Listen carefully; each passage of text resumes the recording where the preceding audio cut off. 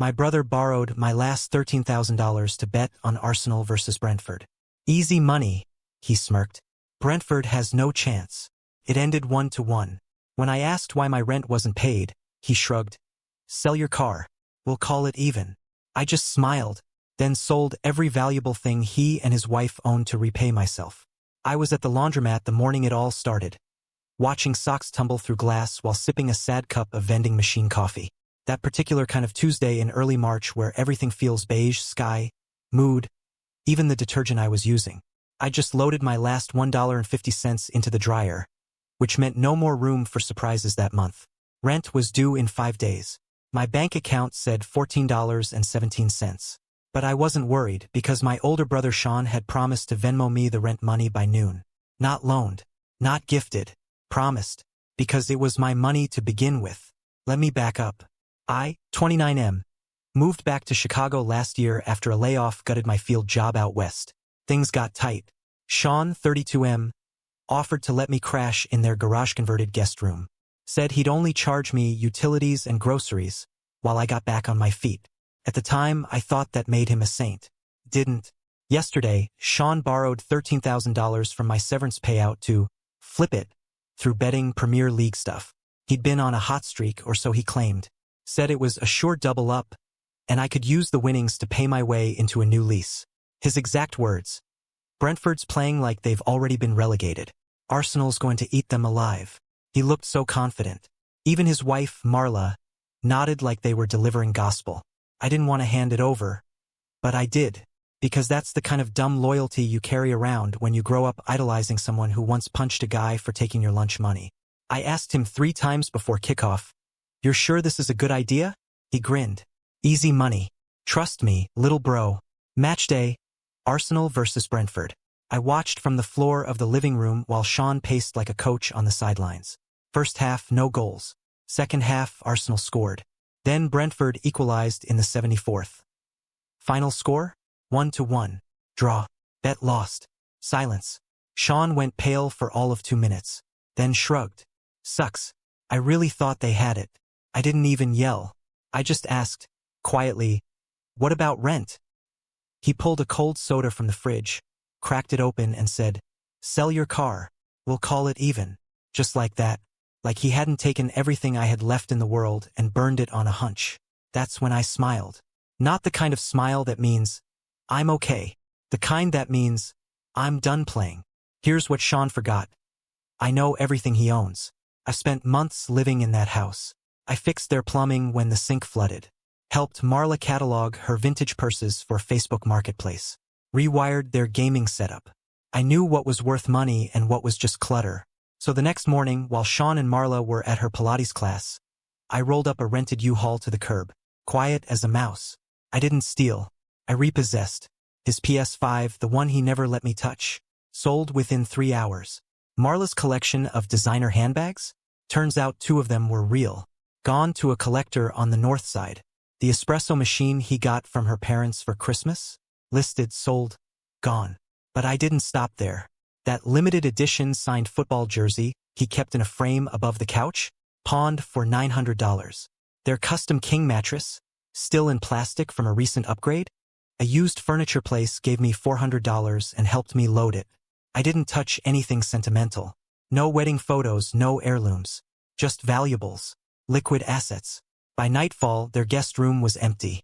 I moved into a cheap studio across town and transferred the exact amount of money I'd recovered, $13,024, into my account.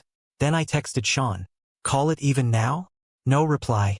The next day, he showed up banging on my new door. I didn't answer. He screamed about theft and family, and how he'd call the cops. He didn't, because Sean had told Marla he invested our money. She had no idea it was a bet.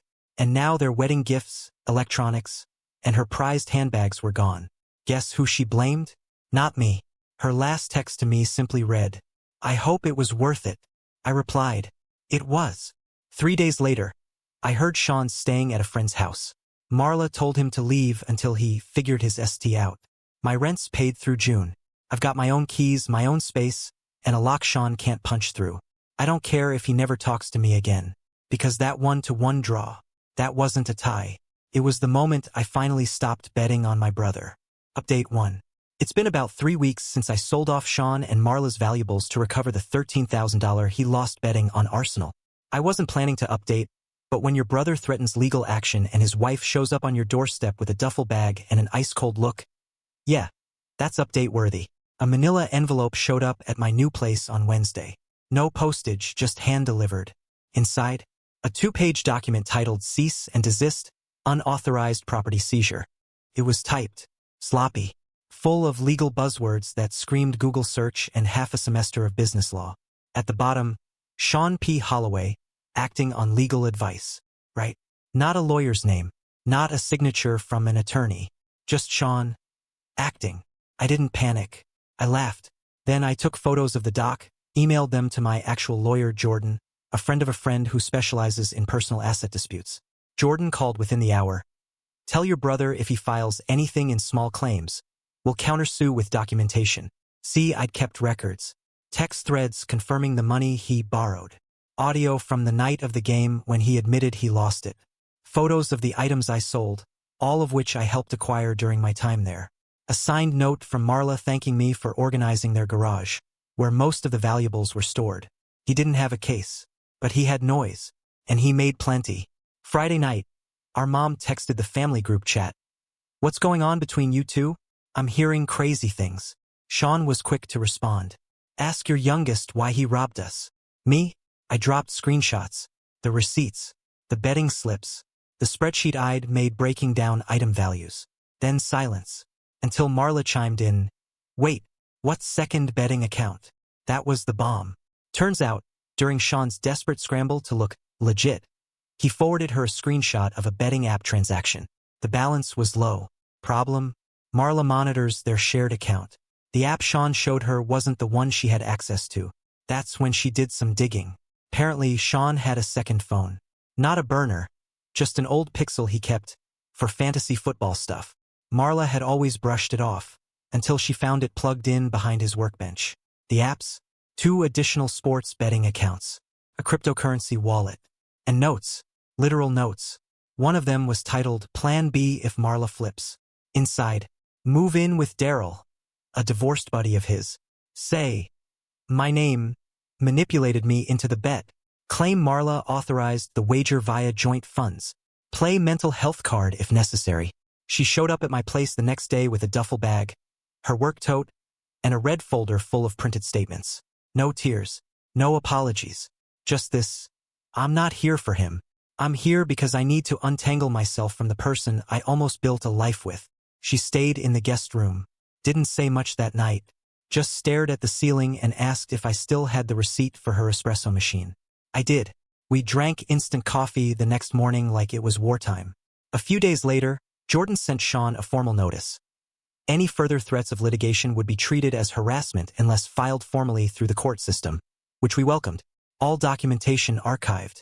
Any fraudulent claims would be met with countersuit. Sean hasn't responded. Marla, meanwhile, has moved into her sister's apartment downtown, but we've kept in touch. She's been more helpful than I expected. Shared copies of bank records, purchase receipts, and even a calendar that Sean used to track winnable matches. Arsenal versus Brentford was underlined. And here's the kicker. Sean didn't just lose my $13,000. He's down over $42,000 across multiple platforms. He'd maxed out a credit card Marla didn't know existed. And the only reason he was betting on that match was to cover a payout he owed on a previous loss. He was never trying to win big. He was trying not to drown. Rent's paid through July. Got a new job starting next week. Project admin work. Decent hours. My old car's holding up fine. I sleep better now. Not just because I'm away from Sean, but because for the first time in a long time, I'm not waiting on someone to come through for me. And Sean? I heard from a mutual friend he's crashing on a couch, trying to sell sports consulting on Reddit forums. Guess he still thinks he's the smart one. Update 2. I wasn't planning to write this. I thought the story was over. I got my money back. Sean lost everything. Marla moved out. That should have been the end, right? Then I got a wedding invitation. Not Sean's. Marla's. It wasn't even subtle. She mailed it to my new address, had my full name printed in gold foil, and the RSVP card already checked, attending with a little note. Don't worry, you're not walking me down the aisle. Just wanted you to see what recovery looks like. I stared at it for 10 minutes. Not because I was mad. Because it didn't make sense. She'd just left Sean 6 weeks ago. There was no time for dating, much less proposing, unless it wasn't a rebound. Unless it was a reveal. I sent her a message. Is this a real wedding? Or a message in a tux? She replied 2 minutes later. Both. Come if you want. You might enjoy the vows. And because I'm a glutton for closure or chaos, I went. The ceremony was at a winery just outside Joliet. Small. Chic. About 50 guests.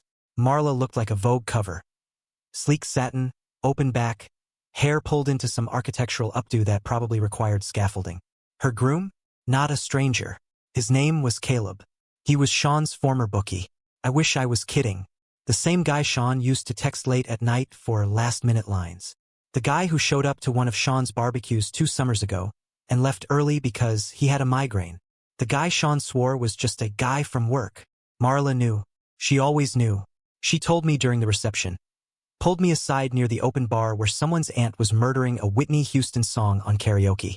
I found the messages last year, she said, sipping from a champagne flute. They were encrypted at first. But Sean's not exactly a digital ninja. I asked why she didn't leave then. Because I needed leverage, she said simply. Turns out she played a longer game than I realized. While Sean spiraled through gambling debts and secret bets, Marla was documenting. Passwords, conversations, transfers, phone records, even voice memos when he'd ramble about sure things while pacing the hallway. The real twist? Sean had opened a joint investment account with money he borrowed from Caleb, claiming it was to flip crypto. Marla was listed as an account holder. Caleb didn't know, but she did, and she used it. She moved the funds into a personal trust. Every dime. Legally. Caleb didn't care. He'd gotten it back with interest. The rest was hers. I paid off the mortgage, she said, smiling. Sean thinks the bank foreclosed. I laughed. Not because it was funny, because it was exact. Like a perfect chord. I wanted to burn him slowly, she said, touching my arm. But you lit the match. So thank you. We clinked glasses. Somewhere behind us, Caleb was laughing with a couple of his poker buddies. A guy like him, he knew how to spot a losing hand. And Sean? He wasn't invited. But that didn't stop him from showing up. He stormed in just after the cake was cut. Drunk. Sweating through a too-tight shirt. Screaming her name like a bad country song. You're marrying him? He bellowed. You're marrying the guy who funded my bets? Security moved in before he got close. But Marla just held up a hand. Let him get close enough to hear her say, you bet everything on being the smartest guy in the room. You lost. He lunged. Caleb stepped in. And that's when the cops, yes, real cops, stepped out from the back hallway. Turns out Marla had anticipated this exact ending. Sean was arrested for trespassing, disorderly conduct, and, because karma really shows off when she's performing, unpaid traffic warrants that triggered a bench warrant last month. They took him out in cuffs. He was still yelling when the cruiser pulled away. I stayed an hour longer. Watched Marla and Caleb dance to a jazz cover of No Surprises by Radiohead. Watched guests laugh and eat cake and not once look toward the door like they were waiting for drama. No one mentioned Sean again. Before I left, Marla pressed something into my palm. A check. Folded once. It's not repayment, she said. It's respect. I opened it in the car. $2,600. Exactly 20% of what I'd sold to get my $13,000 back. I didn't cash it. It's still pinned to my fridge with a magnet shaped like a bagel. A reminder that sometimes justice doesn't come in courtrooms or shouted apologies. Sometimes it comes in silk dresses, champagne glasses, and carefully timed smiles. I'll let you know if Sean resurfaces. But for now, let him scream into the void. Update 3. It started with a phone call I didn't want to answer. Sunday night, around 9:45 p.m. My mom's number. I almost let it go to voicemail. Figured maybe she was checking in. Maybe she heard about the wedding. Maybe she wanted to yell. None of those things sounded good. But I picked up. She was crying. Now, my mom isn't soft. This is a woman who once held a bee sting in her bare palm to show me pain doesn't last if you breathe through it. So when she cries, you listen. He emptied it, she said. We trusted him and he emptied it. I didn't know what she was talking about at first. Then she said the words that made everything stop. The joint account. For the condo. The one we told him about when Dad got sick. I'd forgotten all about that account. Years ago, when my dad had his first cardiac scare, my parents opened a small retirement rollover to downsize. Condo in St. Charles, close to hospitals. Sean, being the golden child, was listed as a secondary signatory. He worked in finance. He knew what to do. Mom always said, if something happens to us, he'll take care of it. Turns out he did do something with it. Between late February and early April, he withdrew $18,402.17. The last $400 was pulled the day after he got kicked out of Marla's wedding. He didn't even try to hide it. The transfers went straight into a personal checking account registered to his name. No shell corporations. No fake vendors. Just Sean, taking what wasn't his, because no one had told him no in 30 years. And now my parents, who'd never asked for a dime from either of us, were facing penalties to recover the difference and reconfigure their plans again. I asked her if she'd called the police. She hesitated, then said something that broke me a little. He's still our son. I just want him to tell me why. That night I didn't sleep. I kept replaying the past few months. Everything from that soccer match to the garage full of sold-off electronics, to the wedding, to the check still stuck on my fridge. And for the first time in a long time, I didn't feel triumphant. I felt tired. Tired of being right. Tired of picking up the pieces. Tired of watching Sean set fires just to see who'd come running with water. The next morning, he texted me. One line. You win. No context. No punctuation. Just resignation. Like a gambler folding before the last card hits the table. I didn't respond. What was there to say? But I did forward the screenshots to my mom. The transfer logs. The bank trail. The spreadsheet Marla gave me months ago. She thanked me. Then, for the first time in years, she said something that felt different. Maybe it's time we stop pretending he's someone he isn't. The silence after that felt heavier than anything Sean had ever thrown at me. And still, I didn't feel like I'd won. Because this wasn't revenge anymore. It was a realization that some people will never pay you back. Not with money, not with apologies, not with changed behavior. They'll only leave you with the ruins of what they took. And it's on you to decide if you'll keep living among the ashes, or rebuild something new from the cleared ground. As of today, Sean's living out of his car. Caleb's guys stopped loaning him credit. Marla's filing to legally bar him from contacting her. Our parents have started paperwork to remove him from financial access across the board. Me? I'm getting ready to move. Got a new job in Denver starting next month. Apartment small but clean. It smells like paint and possibility. I've got $5,800 saved. Not a fortune, but it's all mine. And more than Sean will ever hold again. If he texts again, I won't answer. Because this time, I don't need to. I already won.